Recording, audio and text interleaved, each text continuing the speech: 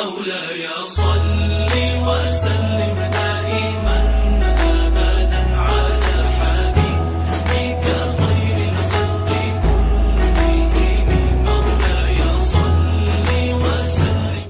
بسم الله الرحمن الرحيم. السلام علیکم ورحمۃ اللہ وبرکاتہ. نحمده ونصلي ونسلم على رسوله الكريم. اما بعد فاعوذ بالله من الشیطان الرجیم. بسم اللہ الرحمن الرحیم.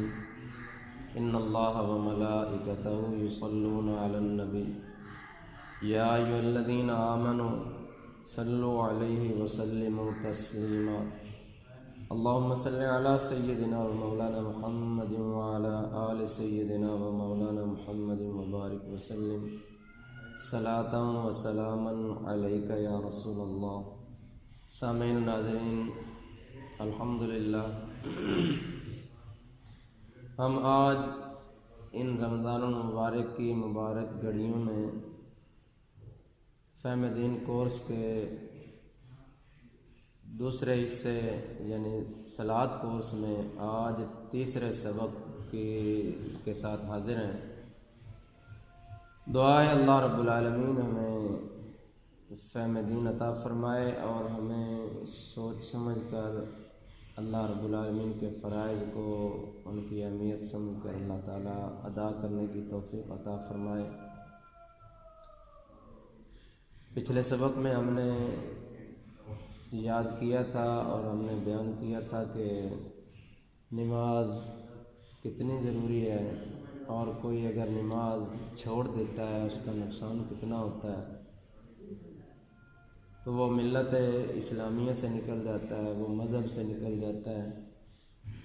تو آج ہم اسی سلسلے میں گفتگو کو آگے بڑھائیں گے اور انشاءاللہ العزیز ہماری یہ کوشش ہوگی آئندہ اسباق میں کہ ہم کم از کم نماز پریکٹس کے ساتھ طریقہ جو پریکٹیکلی ہے وہ ہم آپ کو سکھائیں اور آپ تک پہنچائیں، اور اس امید کے ساتھ کہ آپ ضرور اس کو سنیں گے، سمجھیں گے اور دیکھنے سے آپ کو انشاءاللہ العزیز اگر کوئی کمی بیشی نماز میں ہوئی تو وہ دور ہو جائے گی.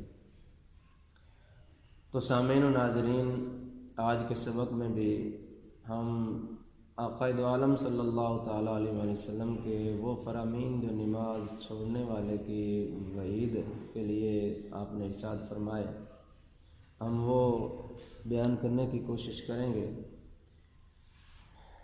سامعین، نماز نہ پڑھنا خرابی ہی خرابی ہے، سزا اور نقصان کا باعث ہے، تکلیف ہے دونوں جہانوں میں اس شخص کے لیے جو نماز سے غافل ہے، نماز نہیں پڑھتا اور اپنا سر اپنے پیدا کرنے والے کے آگے نہیں جھکاتا. دونوں جہانوں میں وہ خائب و خاسر ہی ہے. تو اس حوالے سے ایک حدیث پاک ہم نے پہلے سبق میں بیان کی تھی جو حضرت معاذ بن جبل رضی اللہ تعالی عنہ کو آقا علیہ الصلوۃ والسلام نے نصیحت فرمائی تھی. اور آج اس سبق کے پہلے حصے میں جو ہم حدیث پاک بیان کرنا چاہتے ہیں وہ ہے نصیحت، لیکن وہ نصیحت حضرت عبادہ بن صامت رضی اللہ تعالی عنہ کو آقا علیہ الصلوۃ والسلام نے فرمائی. حضرت عبادہ بن صامت رضی اللہ تعالیٰ عنہ کہتے ہیں کہ مجھے میرے محبوب حضور اقدس صلی اللہ تعالیٰ علیہ وآلہ آلہ وصحبہ وبارک وسلم نے ایک دن 7 نصیحتیں فرمائیں. مجھے 7 قسم کی آقا علیہ الصلوۃ والسلام نے نصیحتیں فرمائیں، جن میں سے فرمایا کہ یہ 4 میں آپ کو بیان کر رہا ہوں. حضرت عبادہ بن صامت رضی اللہ تعالیٰ عنہ فرماتے ہیں کہ پہلی جو نصیحت میرے آقا علیہ الصلوۃ والسلام نے مجھے کی وہ یہ تھی کہ اے عبادہ، اپنے رب کے ساتھ، اللہ کے ساتھ کسی کو شریک نہ کرنا. اسی عنوان کی نصیحت حضرت معاذ بن جبل رضی اللہ تعالیٰ عنہ کو بھی آقا علیہ السلام نے کی، اور پہلی نصیحت یہی حضرت عبادہ بن صامت رضی اللہ تعالیٰ عنہ کو بھی آقا علیہ السلام نے کی۔ فرمایا کہ اللہ تعالیٰ کا کسی کو شریک نہ بناؤ، چاہے تمہارے ٹکڑے کر دیے جائیں، یا تمہیں جلا دیا جائے، یا تم سولی پر چڑھا دیے جاؤ، اللہ تعالیٰ کا شریک کسی کو نہ بنانا۔ دوسری بات، جو دوسری نصیحت آقا دو عالم صلی اللہ تعالیٰ علیہ وسلم نے کی، وہ یہ تھی کہ جان بوجھ کر نماز نہ چھوڑنا، جان بوجھ کر نماز نہ چھوڑنا۔ فرمایا جو جان بوجھ کر نماز چھوڑ دیتا ہے وہ مذہب سے نکل جاتا ہے، یعنی اس کا مذہب اسلام، دین اسلام سے کوئی تعلق نہیں رہتا۔ ایک روایت میں آقا علیہ السلام نے یہ واضح فرما دیا، فرمایا کہ جو جان بوجھ کر نماز چھوڑ دیتا ہے وہ اعلانیہ کفر کر لیتا ہے، اور وہ مذہب سے نکل جاتا ہے، اور وہ مذہب اسلام سے نکل گیا، وہ ملت سے نکل گیا۔ تو اسی طرح آقا علیہ السلام نے جو نصیحت فرمائی حضرت عبادہ بن صامت رضی اللہ تعالیٰ عنہ کو، وہ یہ فرمائی کہ وہ مذہب سے نکل جاتا ہے جو نماز نہیں پڑھتا، جان بوجھ کر نماز چھوڑ دیتا ہے۔ تیسری نصیحت جو آقا علیہ السلام نے ارشاد فرمائی، فرمایا کہ اللہ تعالیٰ کی نافرمانی نہ کرو، اللہ تعالیٰ کی نافرمانی نہ کرو۔ فرمایا جو اللہ تعالیٰ کی نافرمانی کرتا ہے اللہ تعالیٰ اس پر غضبناک ہوتا ہے، اس پر غصے ہوتا ہے، ناراض ہوتا ہے۔ تو چوتھی بات آقا علیہ السلام نے ارشاد فرمائی کہ اے وعدہ یاد رکھنا کہ شراب کبھی نہ پینا، شراب کبھی نہ پینا، کیونکہ شراب ساری برائیوں کی جڑ ہے، شراب سے ساری برائیاں جنم لیتی ہیں۔ جب شرابی شراب پیتا ہے اللہ تعالیٰ کی ناراضگی وہ ایک طرف مول لیتا ہے، نبی پاک صلی اللہ تعالیٰ علیہ وسلم کا نافرمان بنتا ہے، وہ اپنے آپ کی وہ جو ہے وہ نقصان اتنا کرتا ہے کہ عقل زائل ہو جاتی ہے، بہت ساری خرابیاں غرض کے فرما دیا من جملہ کہ جب کوئی شرابی شراب پیتا ہے تو وہ تمام برائیوں کو اپنے اندر سمو لیتا ہے، یہ تمام برائیوں کی جڑ ہے۔ تو اسی سے ملتی جلتی حدیث پاک وہ پہلے حضرت معاذ بن جبل والی گزر چکی ہے، تو اس کے ساتھ ہی ہم وہ روایت بیان کرنا چاہتے ہیں کہ جو روایت امام الانبیاء صلی اللہ تعالیٰ علیہ وسلم کا فرمان، شیر خدا حضرت علی المرتضیٰ رضی اللہ تعالیٰ عنہ نے آقا علیہ السلام کی وہ حدیث بیان کی ہے۔ حضرت علی رضی اللہ تعالیٰ عنہ ارشاد فرماتے ہیں کہ میرے نبی کریم صلی اللہ تعالیٰ علیہ وسلم نے ارشاد فرمایا، اے علی یاد رکھنا تین چیزوں میں، تین کاموں میں کبھی دیر نہ کرنا، تین کاموں میں کبھی دیر نہ کرنا۔ فرمایا جب نماز کا وقت ہو جائے تو ہرگز دیر نہ کرنا، نماز کو وقت پر پڑھنا، نماز کو سب سے پہلے اس کا اہتمام کرنا اور جب اس کا وقت ہو جائے۔ تو دوسری بات آقا دو عالم صلی اللہ تعالیٰ علیہ وسلم نے ارشاد فرمایا جب کسی کی ڈیتھ ہو جائے، جب کوئی فوت ہو جائے کوئی مسلمان، تو اس کا جنازہ تیار ہو جائے، اس کی تکفین ہو جائے، اس کو غسل کفن دے دیا جائے، فرمایا اس وقت جنازہ میں دیر نہ کرنا، اس کو جنازہ پڑھانے اور قبر تک پہنچانے میں دیر نہ کرنا۔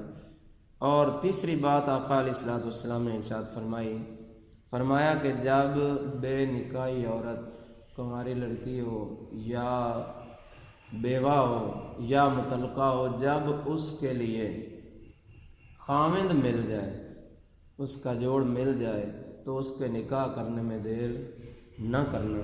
میرے آقا علیہ السلام کا ارشاد گرامی آپ غور کرتے جائیں کہ ہر ارشاد گرامی میں نماز کو کتنی اہمیت دی گئی اور نماز کو کتنی تاکید سے بیان کیا گیا۔ اور اس کی کتنی پرزور تاکید کر کے اس کی اہمیت کو واضح کیا گیا۔ اور حضرت عبداللہ بن عمر رضی اللہ تعالی عنہ آپ سے یہ روایت اور انتہائی کان کھول کر سننے والی بات ہے، انتہائی کان کھول کر۔ اگر کچھ بھی شعور ہو تو بندہ سوچتے ہوئے فیصلہ کرنے میں دیر نہیں کرتا کہ میں اپنا مستقبل کیسا بناؤں۔ یہ حدیث پاک سننے کے بعد بندہ مومن اس کو فیصلہ کرنے میں دیر نہیں لگتی۔ آپ رضی اللہ تعالیٰ عنہ حضرت عبداللہ ابن عمر رضی اللہ تعالیٰ عنہ ارشاد فرماتے ہیں کہ نبی مکرم صلی اللہ تعالیٰ علیہ وسلم نے ایک مرتبہ ایک دن نماز کا ذکر کرتے ہوئے، نماز کی تاکید بیان کرتے ہوئے اور نماز کے بارے میں بیان فرماتے ہوئے ارشاد فرمایا کہ جو شخص نماز کا اہتمام کرے، نماز کو وقت پر پڑھے، تو اللہ تعالیٰ اس کے لیے قیامت کے دن نماز کو نور بنا دے گا۔ یہ اس کے لیے نور ہوگی اور اس کے مومن اور مسلمان ہونے کی دلیل ہوگی اور اپنے پڑھنے والے کے لیے نجات کا سبب ہوگی، نجات کا ذریعہ ہوگی۔ اور جو بندہ نماز نہ پڑھے اس کے لیے قیامت کے دن نہ کوئی نور، نہ اس کے پاس کوئی دلیل اور نہ ہی نجات کا ذریعہ ہوگی۔ اور اگلی بات فرمائی، اور اس کا حشر فرعون، حامان اور ابی بن خلف کے ساتھ ہوگا۔ اللہ تعالیٰ کی پناہ، خدا کے لیے یہاں تھوڑا سا سوچیے، تھوڑا سا غور کیجیے۔ ایک تو قیامت کے دن نور کی ضرورت ہے، وہ نہ ہوگا۔ مسلمان ثابت ہونا ضروری ہے اور امت مصطفیٰ سے ہونے کے لیے دلیل کی ضرورت ہے، تو وہ بھی ہاتھ سے چھوٹی۔ اور اس دن نجات کی انتہائی ضرورت ہے۔ ایک تو یہ ساری چیزوں سے محرومی ہوئی، اور جو سب سے بڑا نقصان ہے وہ یہ ہے کہ ہم سب یہ دعا کرتے ہیں کہ یا اللہ ہمیں اپنے نیک لوگوں میں شامل فرما۔ اللہ تعالیٰ کے نبی علیہ السلام بھی دعائیں کرتے تھے کہ یا اللہ ہمیں اپنے نیک لوگوں کی صفوں میں قیامت کے دن شامل رکھنا۔